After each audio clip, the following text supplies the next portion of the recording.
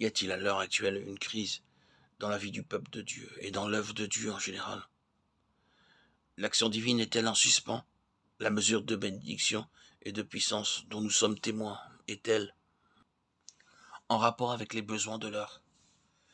Les méthodes qui ont fait naguère la richesse spirituelle de l'Église ont-elles le même succès aujourd'hui? N'a-t-on pas le sentiment que pour faire face à la situation présente, il faut au peuple de Dieu quelque chose d'absolument nouveau qui transforme sa vie jusque dans ses racines? N'est-il pas dans la résistance des puissances de ténèbres un acharnement sans précédent? Si tout cela est vrai, ne reconnaîtrons-nous pas qu'il y a là une voie d'en haut et que Dieu nous appelle maintenant à gagner des hauteurs que nous n'avons encore jamais reconnues? Est-ce pour être pasteur, missionnaire, évangéliste que nous recevons l'onction? Est-ce la fonction que l'Esprit a en vue? Veut-il faire de nous des unités détachées, indépendantes, ayant leur fin en elles-mêmes? Rien de tout cela. Le ministère pour lequel nous avons reçu l'onction pourra, il est vrai, s'exercer plus spécialement, soit dans le sens de l'évangélisation, soit dans celui de l'édification ou de l'enseignement. Mais quel que soit ce ministère, il sera toujours relatif au témoignage général en rapport étroit avec l'ensemble.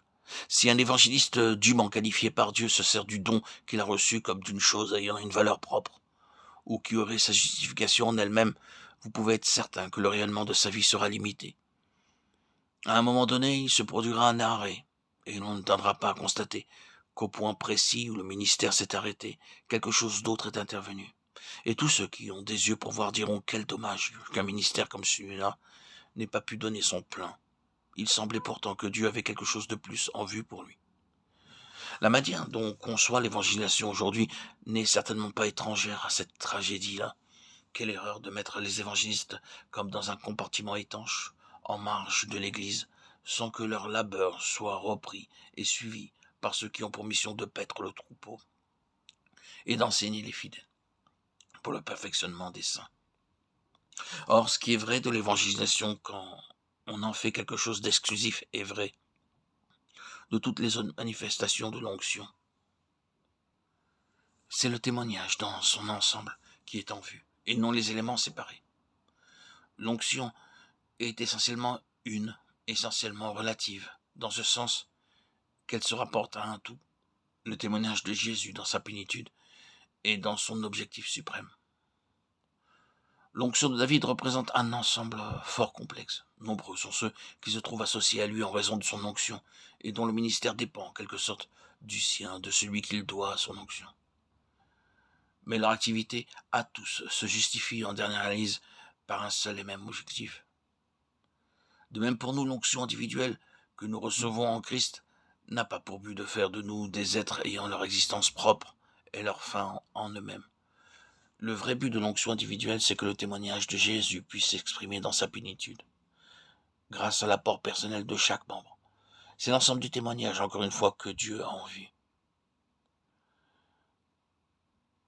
Dans tout l'Ancien Testament, il n'y a rien à mes yeux qui mette en évidence le but de l'onction dans toute son ampleur, comme la vie de David.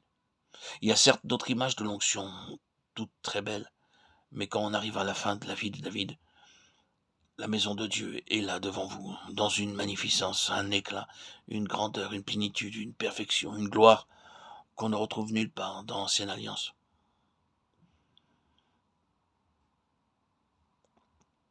Plus tard, quand on voudra parler de la gloire d'Israël à son apogée, c'est toujours à cette période-là qu'on fera allusion.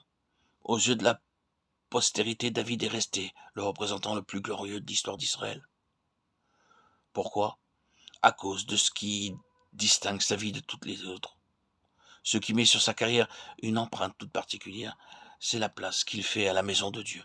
C'est son souci de l'avoir mise sur pied d'une façon qui soit absolument conforme à la pensée divine. Ce qu'il veut, c'est voir l'arche du témoignage parvenir enfin à sa destination définitive, à son lieu de repos. C'est pour mener à chef cette entreprise-là qu'il a reçu l'onction. Or, David appartient à l'ancienne alliance. Il n'est qu'un type du Seigneur Jésus, de loin par excellence. Si nous avons part, nous, à l'onction de notre Maître, c'est pour pouvoir contribuer à la manifestation universelle de sa gloire. Le voilà, le but de l'onction, le témoignage de Jésus dans sa plénitude. C'est à la plénitude du témoignage que l'onction se rapporte.